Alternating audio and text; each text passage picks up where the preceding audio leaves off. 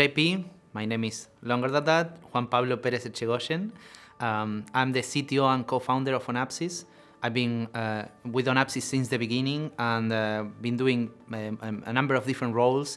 Today I'm focusing on research and innovation. The threat landscape is continuously evolving.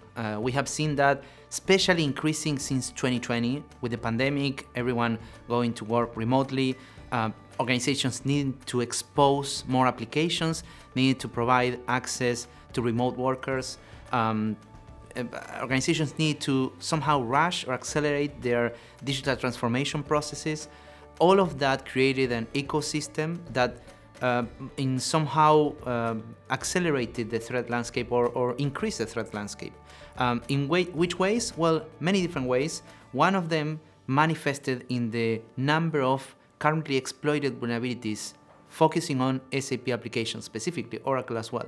But threat actors understand, know, and trigger exploits and vulnerabilities focused on technology that is supporting business applications. SAP ERP, SAP Enterprise Portal, SAP S/4HANA, all of that technology stack is constantly being attacked and exploited by threat actors, which in the past may not have been true. So that's definitely a shift we have been seeing.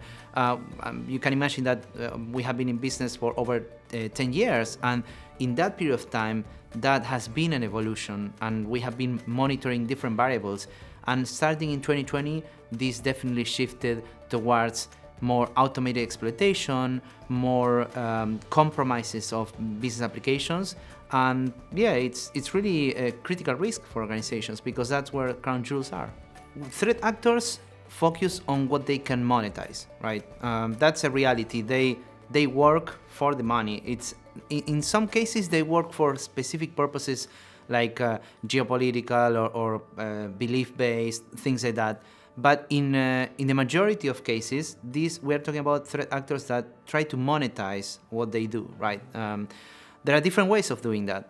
One is ransomware. We have been hearing about ransomware all over the places. That's because threat actors realize that's a quick way to monetize their compromises.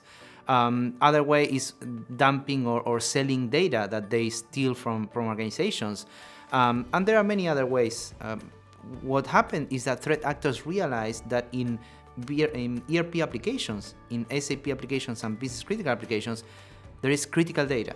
Organizations depend on them, so they can extract from those systems a lot of this information that is valuable to ultimately sell, and also compromise those systems to sell the compromise and monetize through different mechanisms. It's been a great relationship with SAP for over 10 years. We started reporting some of the very first vulnerabilities in SAP software, and the research team has been evolving, focusing on different components, the components that matter the most to SAP customers. Like HANA, for example, we are responsible for finding most of the critical security vulnerabilities in HANA, and many other components like HTTP, Fiori, the ERP, all of these critical parts of organizations. Our team is constantly looking at those components and understanding, hey, where is risk in these components? We work very closely with SAP. SAP releases patches. So it's really a great collaboration in the sense that we share this common objective of securing SAP customers, right? In the end, everyone benefits from the security patches that are released because of the findings of the research labs. And also, we help our customers as well, our joint customers, with advanced threat intelligence and advanced detection capabilities to identify when a threat actor is trying to compromise those systems. So it's really the best of both worlds.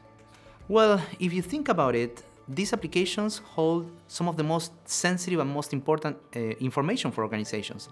And the processes that are being supported and maintained through these applications keep the companies running. So most of the largest enterprises wouldn't be able to operate if one of those systems, critical systems, is down. That means a significant monetary impact, not only operational, but also monetary and financial impact.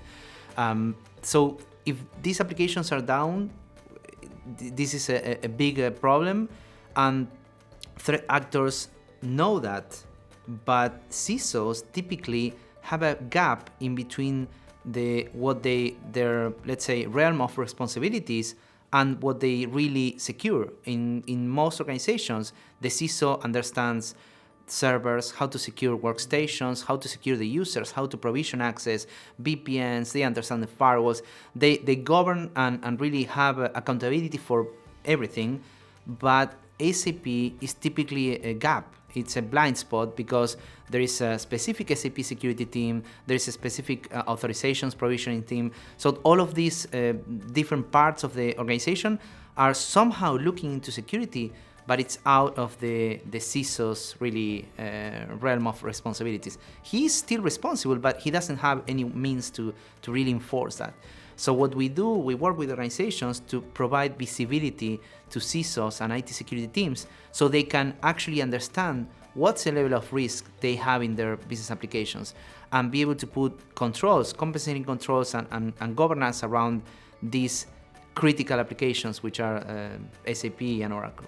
It's been going on for a long time, and it's been a gap that was created because of how critical SAP applications are. And it's so important for the business that typically organizations set up a separated team. They have a separate IT team, a separated provisioning team. They have a completely separate, almost like a completely separated organization running the SAP applications, which is in somehow not connecting with the rest of the organization. And that gap is especially important for the CISO because they don't have the visibility to understand, hey, this is where my most sensitive information is. And at the same time, this is where I may have a lot of risk as well, and I need to address. For me, it's very simple. It starts being purposeful about it. It starts wanting to do this, right?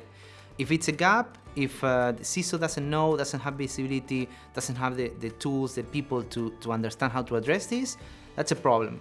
Once organizations make the decision to really manage and govern security, cybersecurity for business applications, that's when it all starts.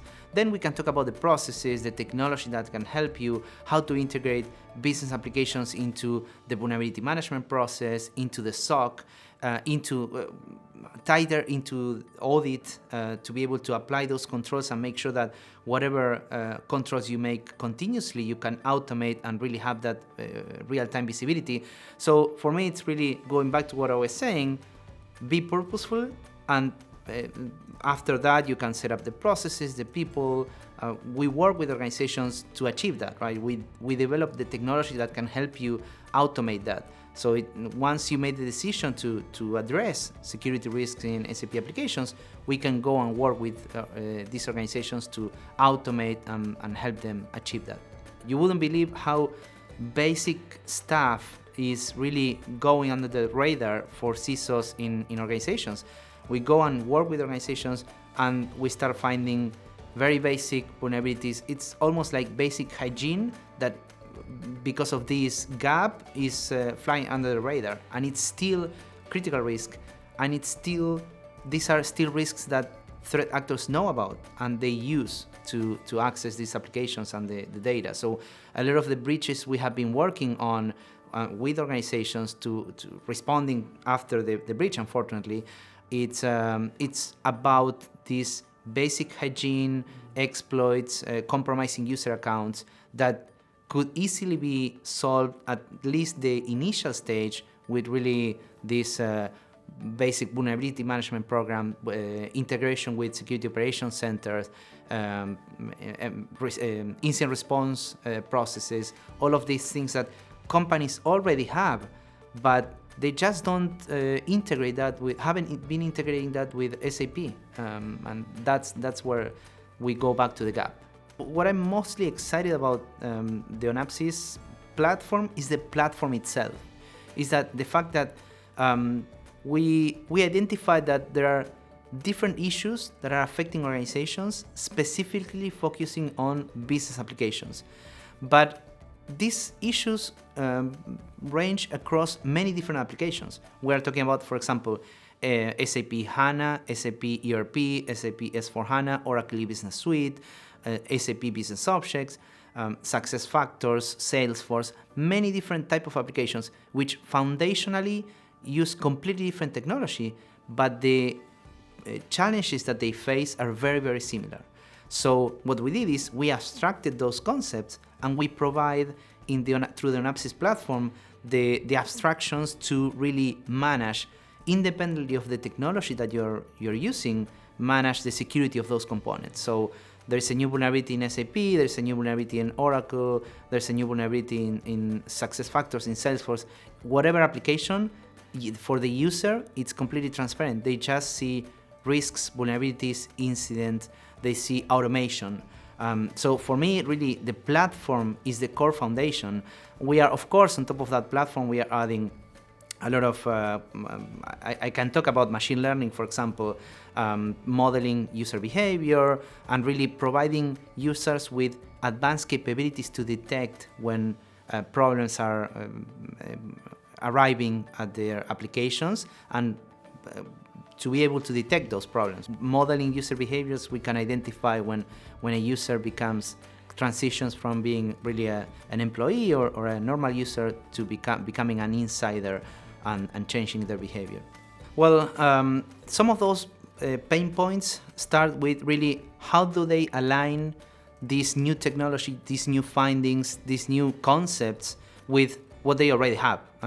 They already have IT security teams, they have a SOC, they have a vulnerability management program. So for that, we are extending through standards like NIST. So we are developing a maturity model that will basically align customers with the NIST standards, so they can see where they are in their maturity framework, and they can align better with the programs that they currently have. So it's going to help them better align internally and better deploy not only the solutions and the platform, but the programs that are supported by the technology. SAP RISE is the latest initiative from SAP in order to push customers into the adoption of cloud solutions. Cloud as BTP and other solutions provided as software as a service from SAP. SAP is pushing extensively cloud services and cloud solutions to customers. As every other vendor, we know that the future is in the cloud, so companies are starting to absorb that.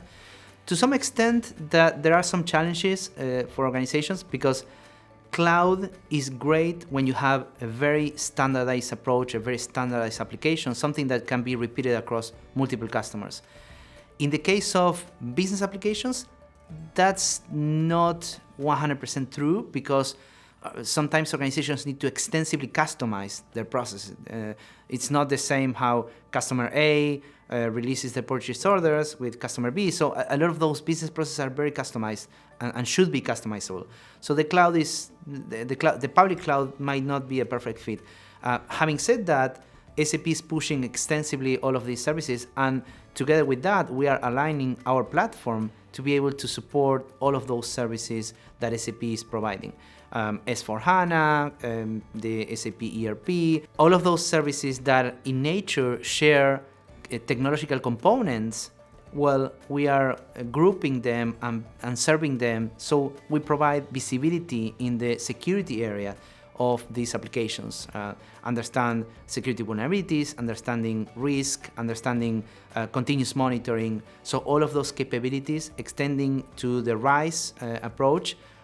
So customers that are embarking into RISE can also do that together using the Onapsis security platform. So they have not only security visibility, but also automation in terms of compliance.